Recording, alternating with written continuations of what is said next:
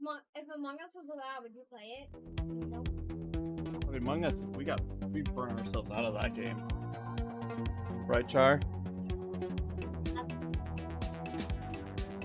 Oh, the series game. Yeah. We don't care about Among Us.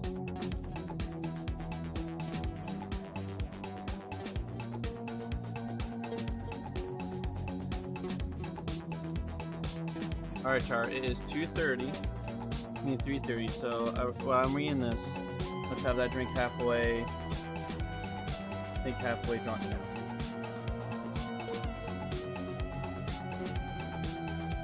You know, where is your hydration in the living room?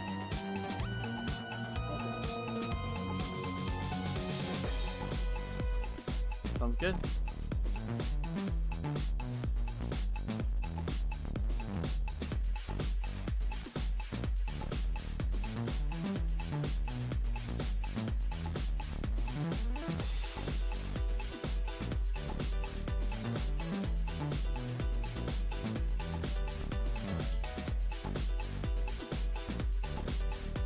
Nice.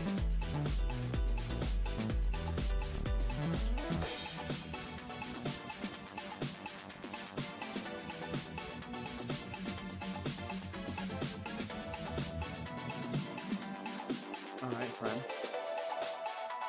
You ready for me to start reading? Nice.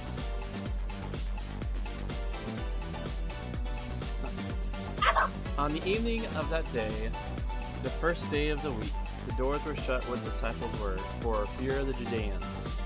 Jesus came and stood in the middle of them. Can you imagine just like being in a room hovering in fear, and then Jesus just shows up the middle? Hi guys! I can open it. Go ahead, Flo. Being a butt. Here you go. Butt. So Jesus just whoop in the middle of a room. It says, "Peace be with you," he said. With these words, he showed him his hands and his side. Remember what happened to his hands and his side? So his hands got pierced, right, when he was on the cross? And then remember what happened to his side? Spear, right? Then the disciples were overjoyed when they saw the master. "Peace be with you," he said to them again. "As the Father has sent me, so I'm sending you." With that, he breathed on them. "Receive the Holy Spirit," he said. "If you forgive anyone's sins, they are forgiven. If you retain anyone's sins, they are retained." What's this?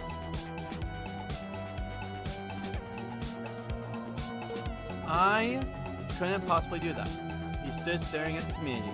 They had just offered him not the job he had applied for, but the one above it, the senior position in the whole division.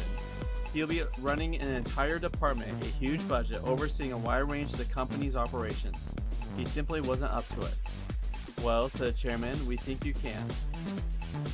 Of course, it's going to be a big responsibility, but we can help you. We believe you're the right person for the job, and are going to change some things around so you get the right assistance, the specialist advice, all of that. You'll have everything you need so you can do it." Now read verse 23. "If you forgive anyone's sins, they are forgiven." How do you feel about that? Are you up to the job? Of course not, but worse is to come. If you retain anyone's sins, they are retained. If anyone imagines they are ready and willing to take on that task, they need to go back to school for a few strong lessons in humility. But Jesus thinks the disciples can do it. Indeed, he's not asking them if they would like to, he's giving them a command. They are to go and do it. Okay, you want to need to wash your hands before, right? So this is a pretty big task Jesus is giving them. To forgive sins, they are forgiven. That's a really hard task to do. It's just to forgive someone when they wrong you.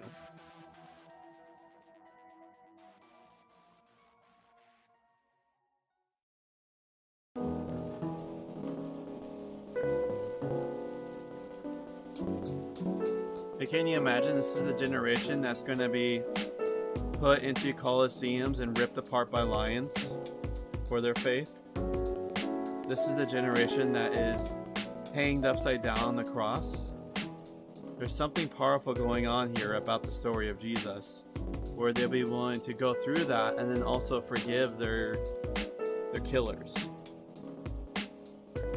Now read verse 23. If you forgive anyone's sins, they are forgiven. How do you feel about that? Are you up to a job? Of course not, but worse is to come. If you retain anyone's sins, they are retained. If anyone imagines they are ready and willing to take on that task, they need to go back to school for a few strong lessons in humility. But Jesus thinks the disciples can do it. Indeed, he's not asking them if they would like to, he's giving them a command.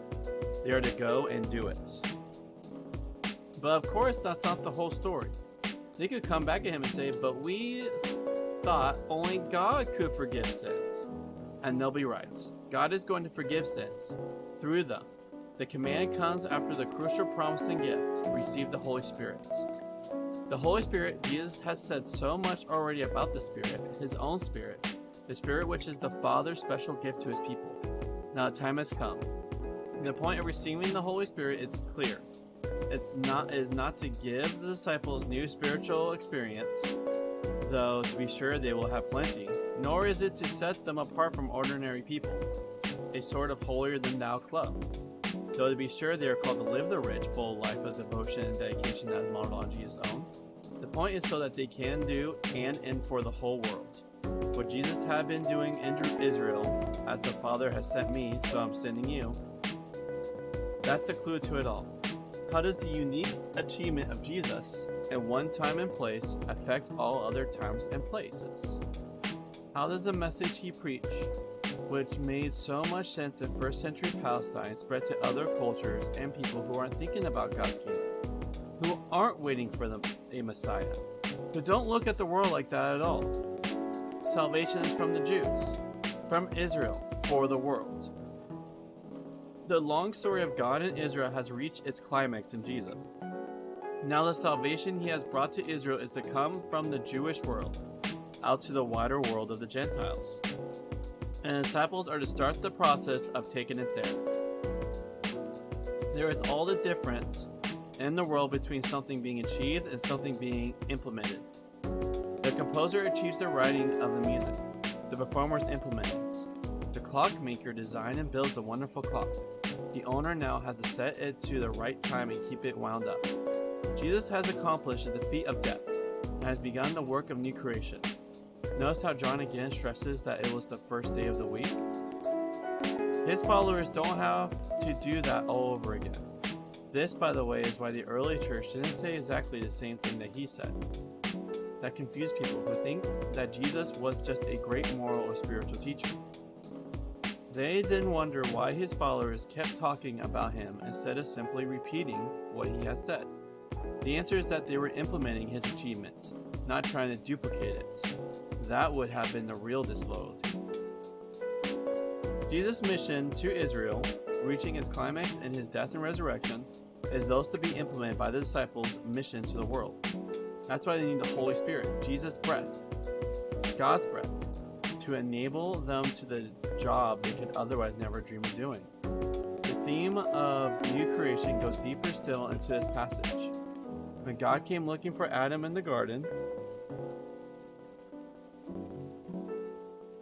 he and his wife heard the sound of him at the time of evening breeze. Now, on the evening of the new creation's first day, a different wind sweeps through the room. The word for wind, breath, and spirit are the same. This is true in both Hebrew and Greek. This wind is the healing breath of God's Spirit, come to undo the long effects of primal rebellion. This takes us back to the moment of creation itself. In Genesis 2:7, God breathed into human nostrils his own breath, the breath of life, and humankind became alive with God's life. Now, in the new creation, the restoring life of God is breathed out through Jesus, making new people of the disciples, and, through them, offering this new life to the world. The result is that peace, twice repeated here, which Jesus had promised in 1427 and 1633. With that peace, they are enabled to perform the extraordinary task we begin with. They are to pronounce, in God's name and by his Spirit, the message of forgiveness to all who believe in Jesus. They are also to retain sins, to warn the world that sin is a serious, deadly disease, and that to remain in it will bring death. They are to rebuke and warn, not because they don't like people, or because they are seeking power or prestige for themselves, but because this is God's message to a muddled, confused, and still rebellious world. Paul, 20 years later, asks, who is sufficient for such things? He, like John, give the right answer. None of us but God enables us to do it by Spirit. Did you see how hard it is to first aid? Always be in the space to tell people that they're in sin, that they need God. To always be in the place where you forgive sins, forgive the wrong people do. The only thing that powers you to do that is Holy Spirit. We need the Holy Spirit. Yeah, well, the Holy Spirit gives that. We need the Holy Spirit every day to live right to the other.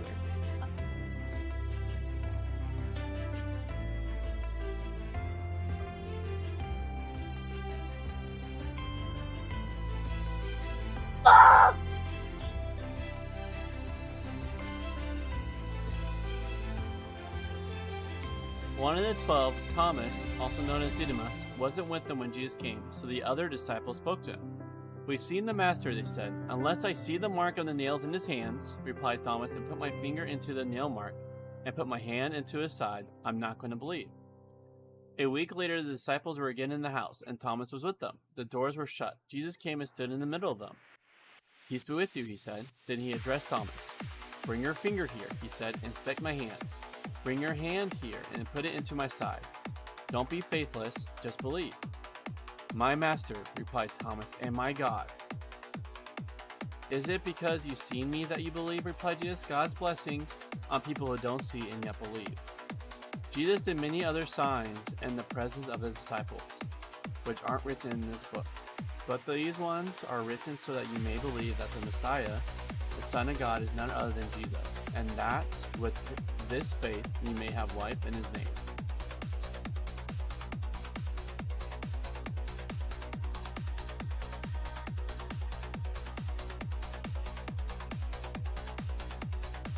What's this?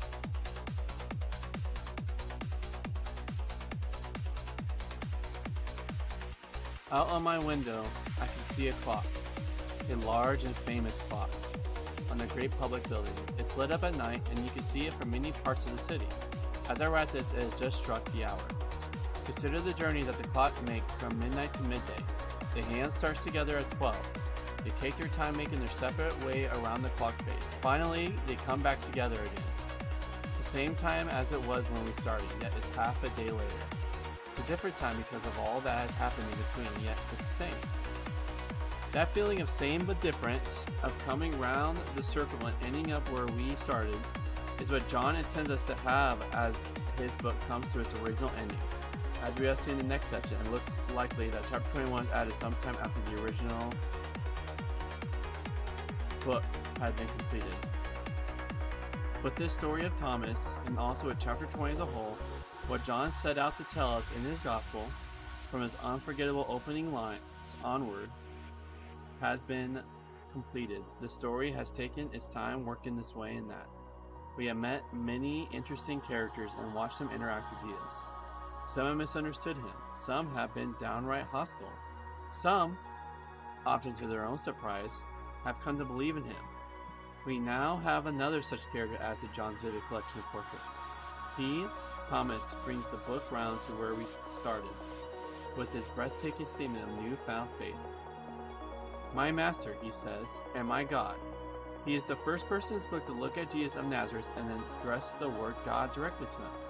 Yet this is what John has been working round to from the beginning. In the beginning was a Word, and the Word was God. Nobody has ever seen God, the only begotten God, who is intimately close to the Father. He has brought him to life. What does that mean? What does it look like when it's actually happening? Well, says John, it looks like this. And off we go, through Galilee and Jerusalem, back and forth, moments of glory and doom woven together until they meet on the cross.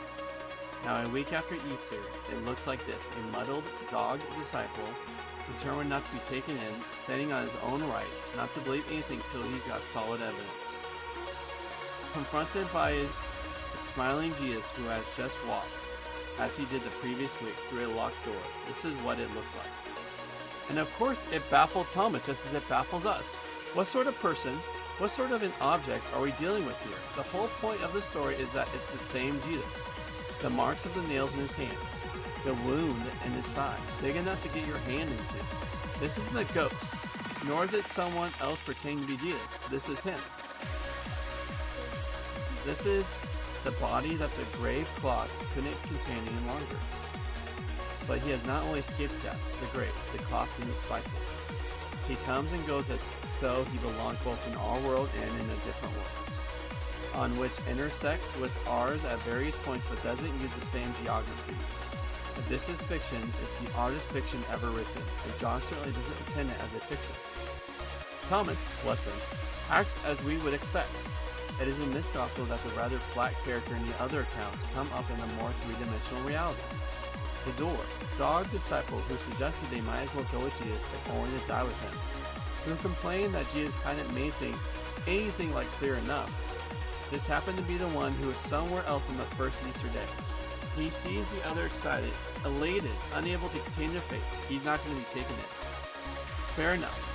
At the end, Jesus issues a gentle rebuke to Thomas for needing to see before you believe. But we notice that the beloved disciple describes his own arrival at faith in the same way. He saw and believed.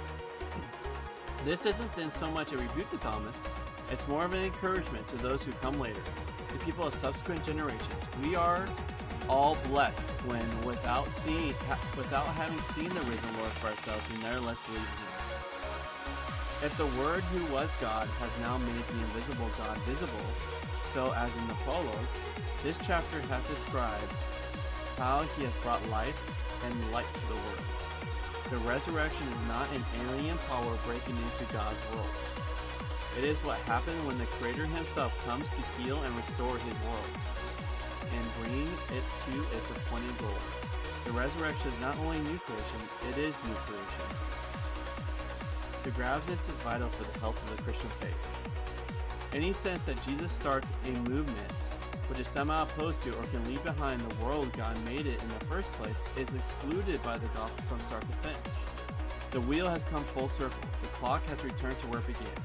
We have, as T.S. Eliot said, arrived at the place where we started, to discover that now we know it's for the first time. And as the rest of chapter 1 after the prologue have as their central theme the surprising discovery that the Messiah, the Son of God, is none other than Jesus of Nazareth. So John concludes this chapter by insisting that, out of the great mass material he could have selected, he has chosen these signs so that we, his reader, may come to that faith for ourselves. The first half of verse 31 is often translated the other way around, that you may know that Jesus is the Messiah, the Son of God. But the grammar of the original sentence points firmly in the same direction as chapter 1, to which all this looks back. John isn't saying that the early disciples were confronted with Jesus and tried to find categories for him. That's no doubt true as well, but it's not the point he's making. He is saying that they, first century Jews as they were looking for Messiah and discovered that it was Jesus. Jesus, of course, remodeled the meaning of Messiahship around himself. That's what the book is all about. But the underlying point is not just to get categories and definitions straightened out. The point is believe in Jesus, and so through this faith, to have life in his name, and him was life. Yes, it can be, and you too. All right, let's start.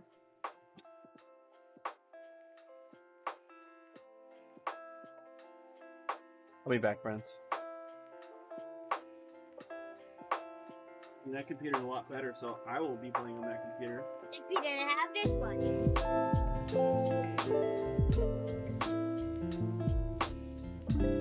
Heck, Jason can play on that one when you're not here, Char.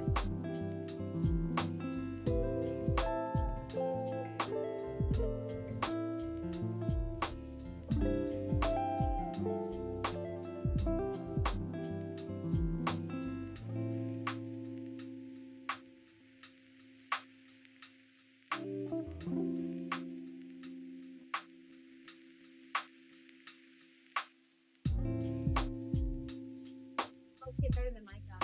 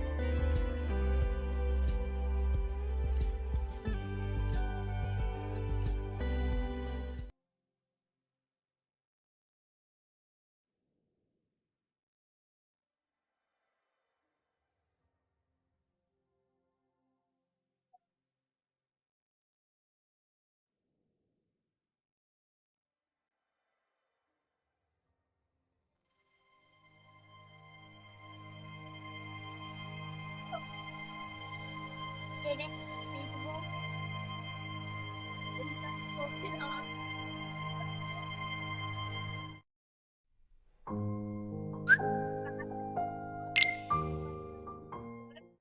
Just barely blocking it all.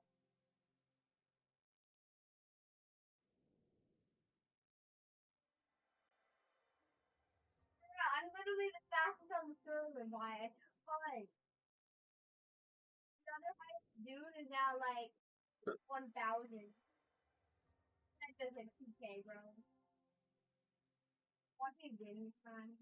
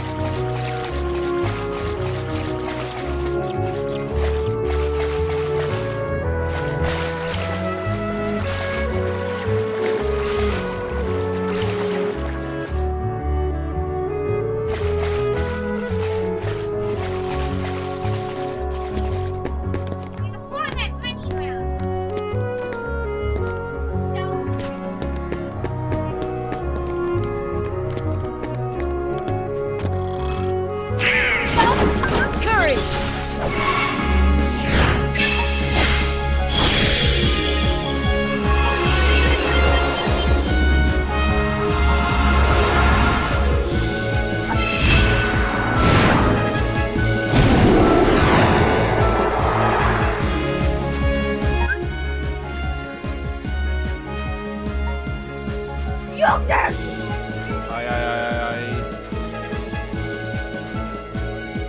Courage! Courage! Give me strength! Give me strength! Give me strength! Courage!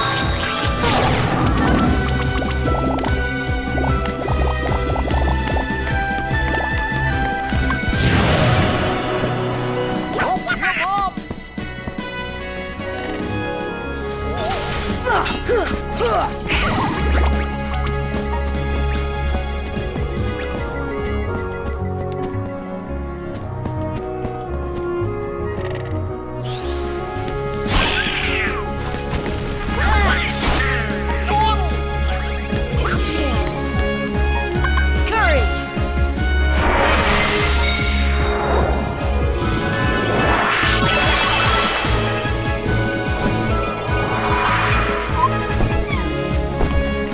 Gotcha! Gotcha! Gotcha! Gotcha! Gotcha! See ya! See ya!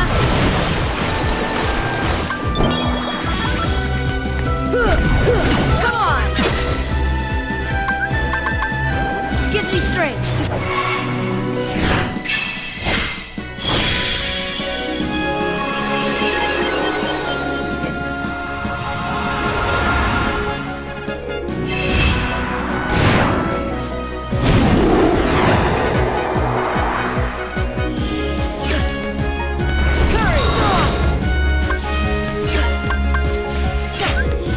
Heal! Courage! Give me strength! Courage!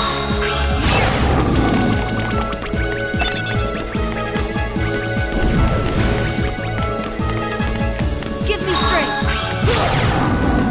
Give me strength!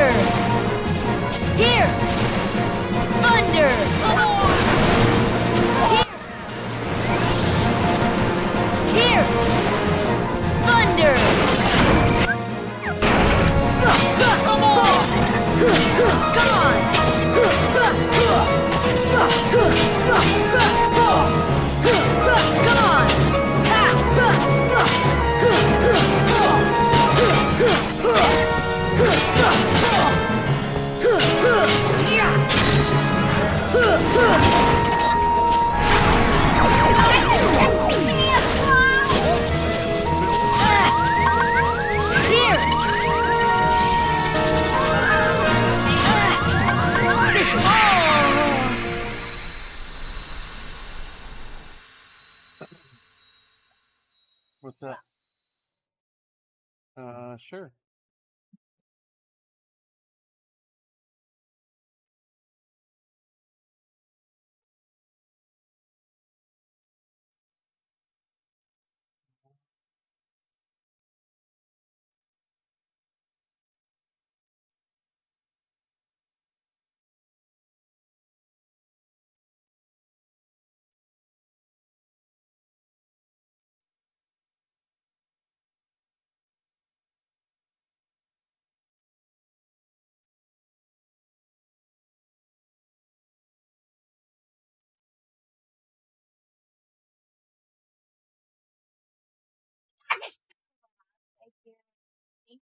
Jag säger de still ner.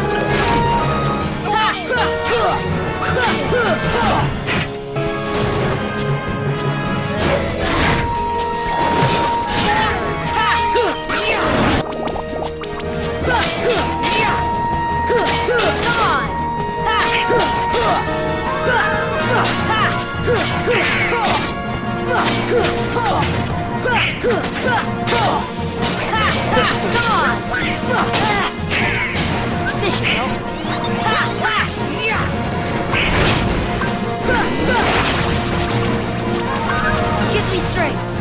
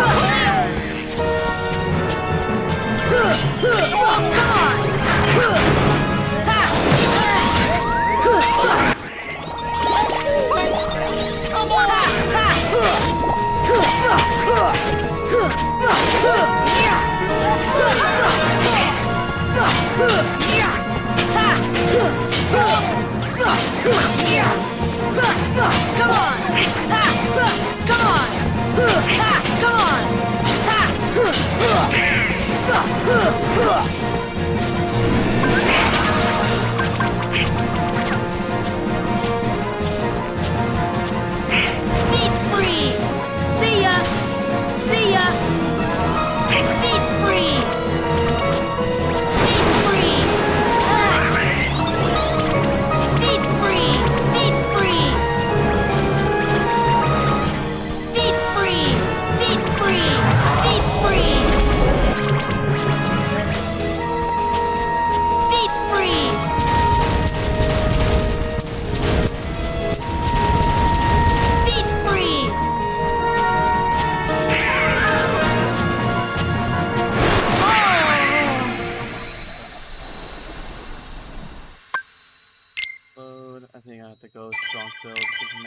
it's only this one.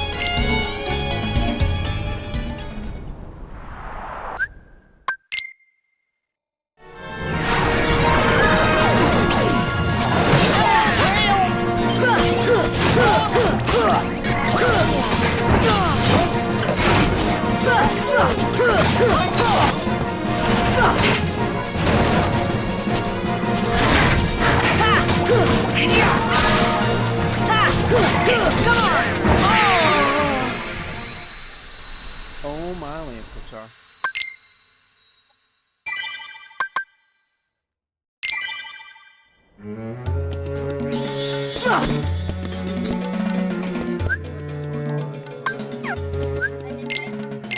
Olympia.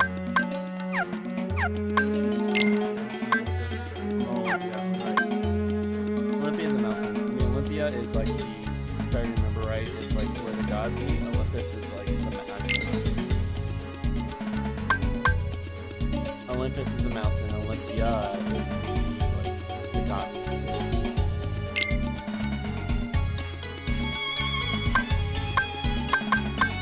No, Atlantia is mermaid.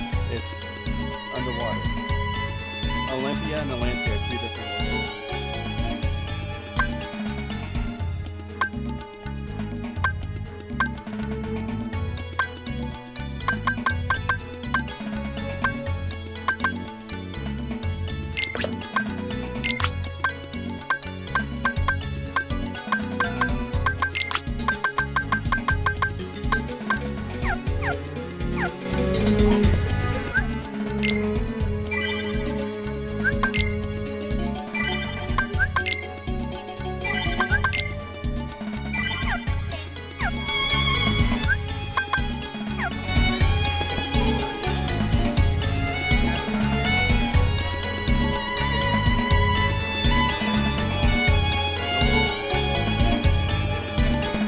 Are you go potty at all?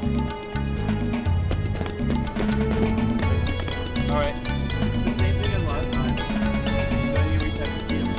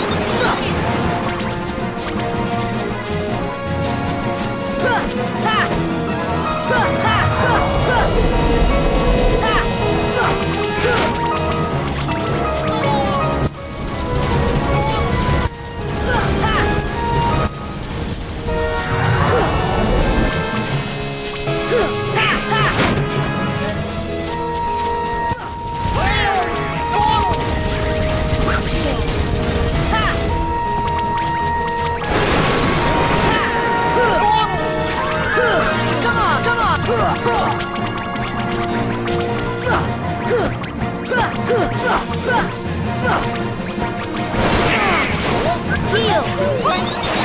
Heal!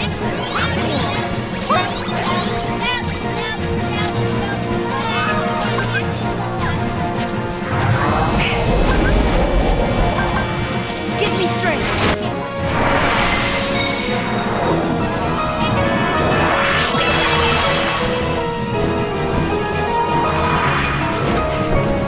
Gotcha!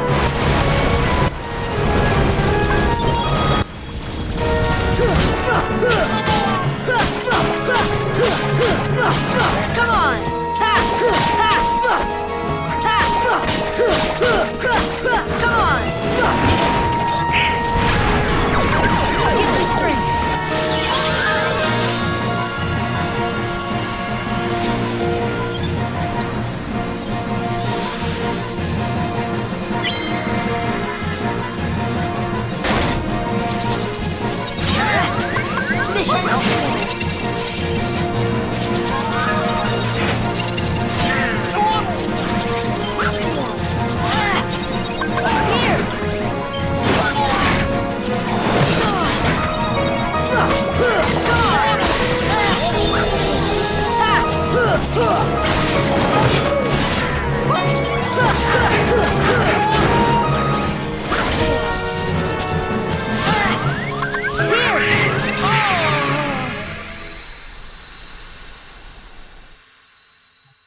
That's when he just gets ridiculous.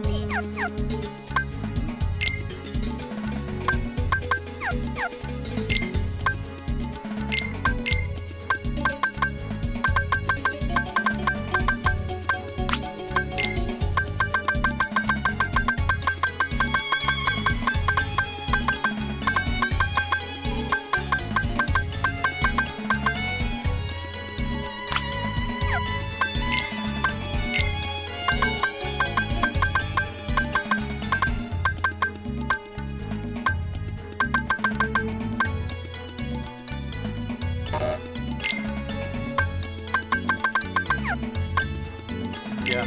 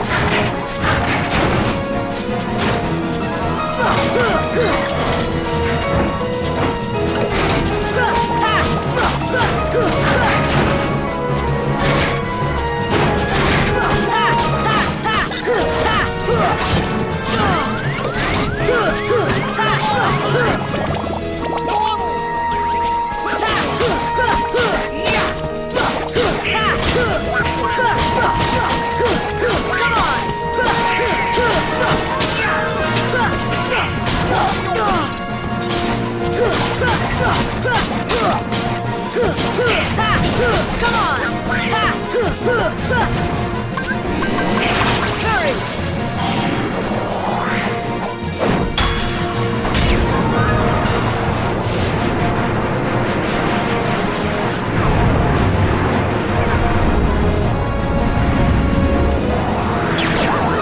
I am Mushu! Gotcha!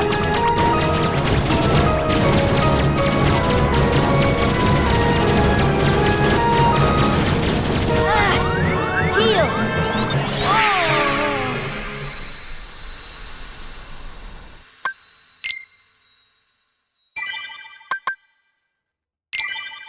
Oh!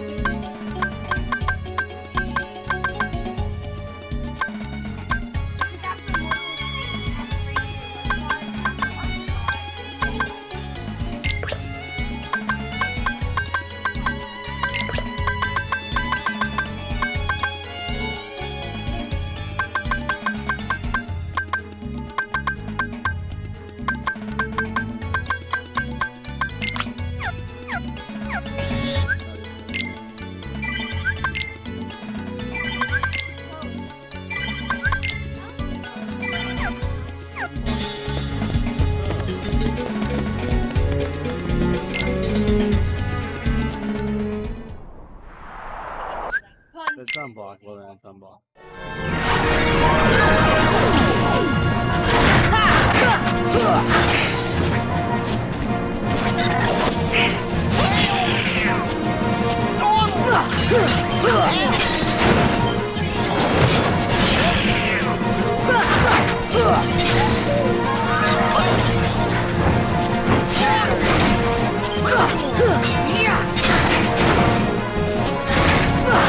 Come on!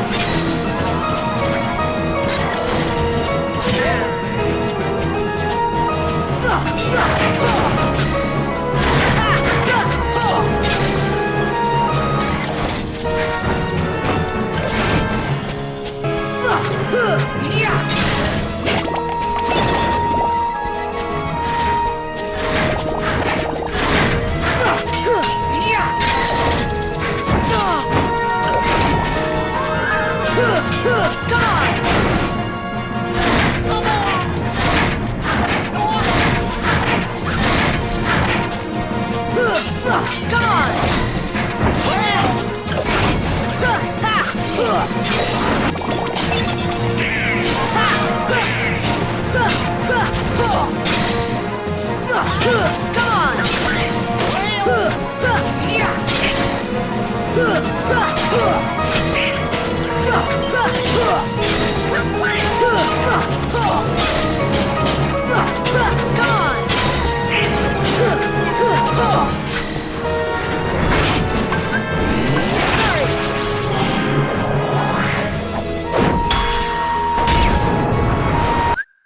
Okay, listen. Listen. Okay, I need you guys, before looking up anything, you go, hey, Corey, can you make sure to watch me while I'm on the website Googling things? Because I'm seeing things on there that is not appropriate, my friends. So, okay, follow Lord, Twitter for code. So what's this game called? Here, I'll help you. No, I know, but the way you guys were looking, we're pulling up things that is not appropriate for kids. Okay, fine. Okay, you don't need codes? Sure. Leave the codes things alone. If he doesn't need it, he doesn't need it. That goes for you, Jason. I don't want you to be looking up things on the web browser. If I need to start disabling web browsers, I will. Okay? Don't be like, before you do, you go, hey, Corey, can you make sure that I'm... Okay, well, I'm just saying that here on out.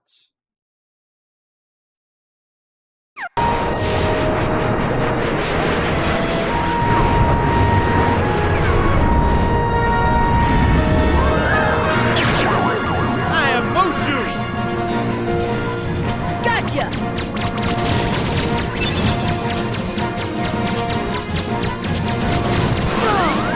Heal! This should help. Gotcha!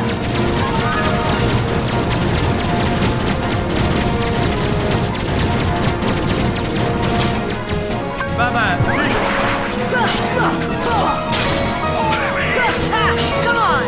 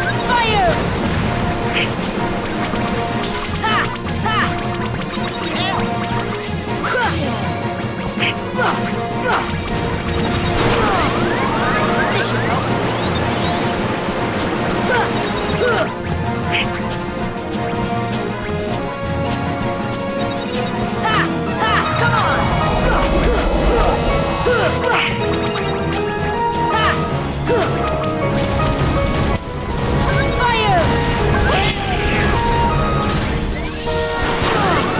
Heal! See ya! Come on!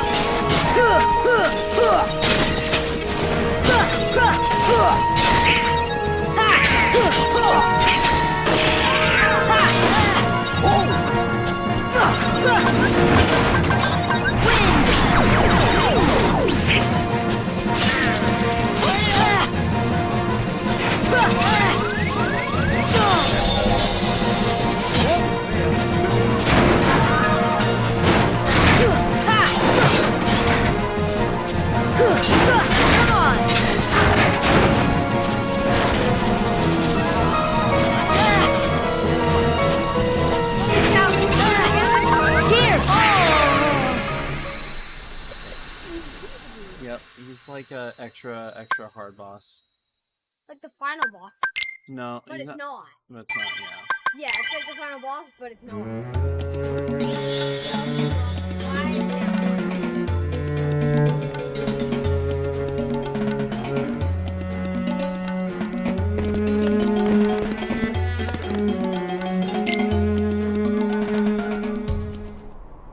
I think he just needs space right now. Looking over the code has made us not.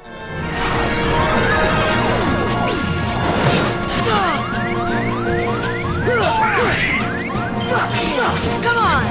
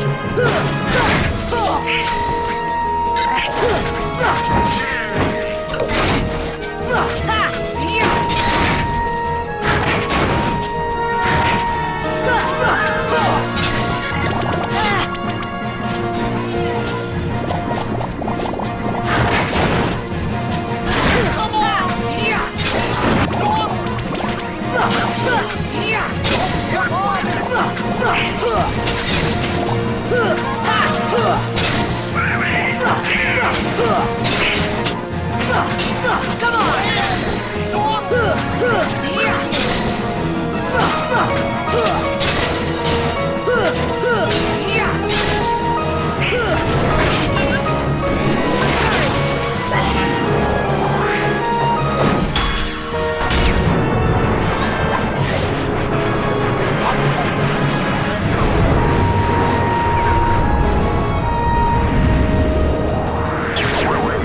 I am Mushu! See ya!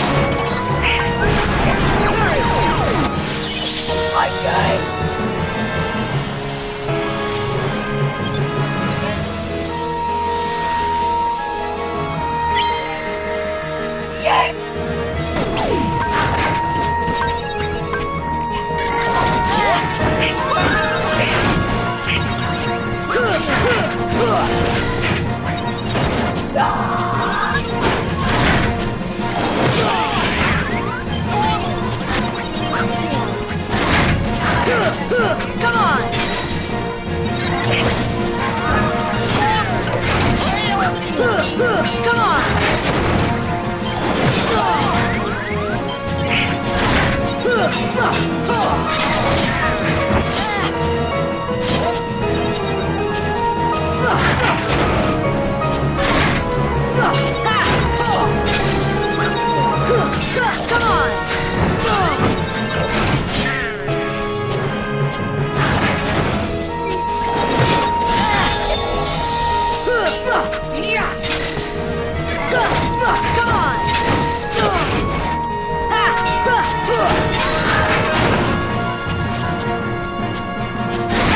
on! Come on! Then go back to your tower hidden trap. You know, add 3 different saves. So I'll just call this my magic save. Come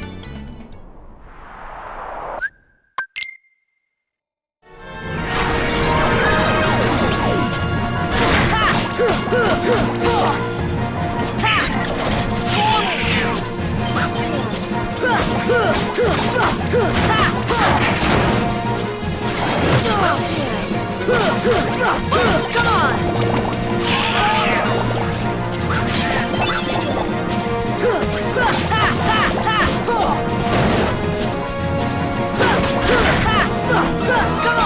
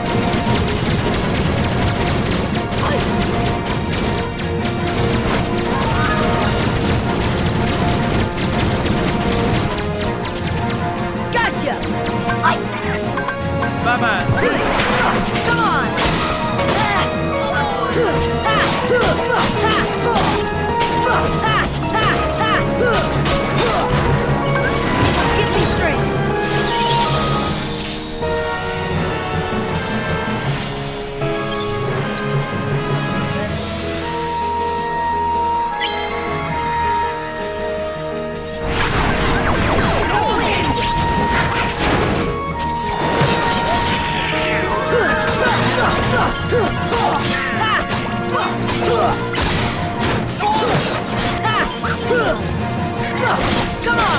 Come on!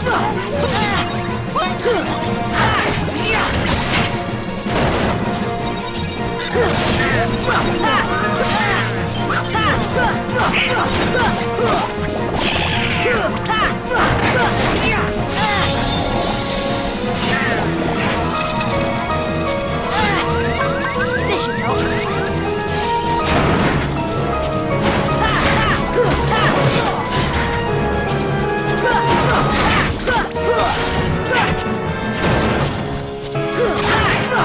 Come on! Come on!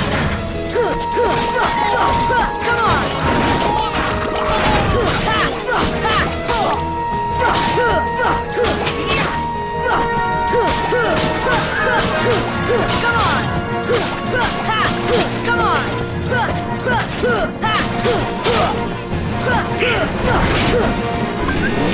Give me strength!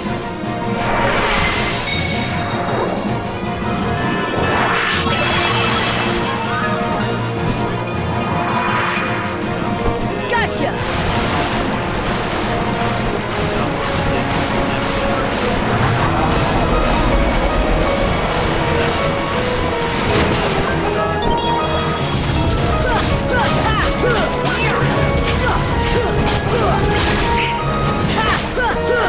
Come on! Give me strength!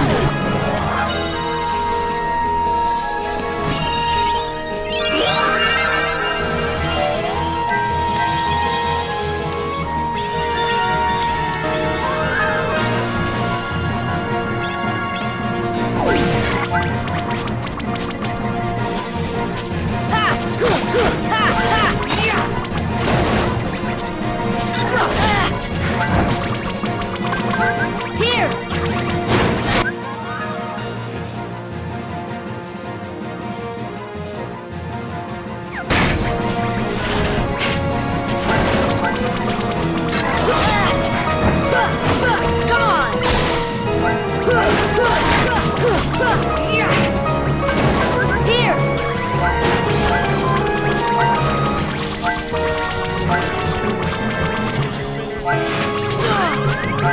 Here! It's not 5 o'clock yet. Okay, sorry. 4:54.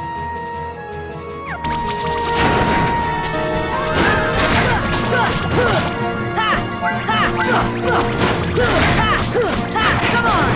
Alright. Peace out, Jason.